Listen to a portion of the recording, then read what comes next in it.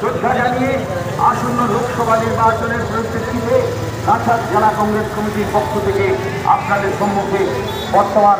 রাজনৈতিক প্রেক্ষাপট ও সর্বসাধারণের প্রতি সামাজিক, আর্থিক ও রাজনৈতিক অধিকারের যথার্থ রূপায়ণের জন্য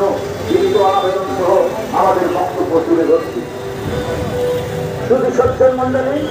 আমাদের কাছাড় জেলা সহ সমগ্র দেশে দৈনন্দিন অভাব অভিযোগ যেমন অস্বাভাবিক দৈনন্দিন ব্যবহৃত সামগ্রিক দ্রব্যমূল্য বৃদ্ধি ও ভয়াবহ বেকার সমস্যা,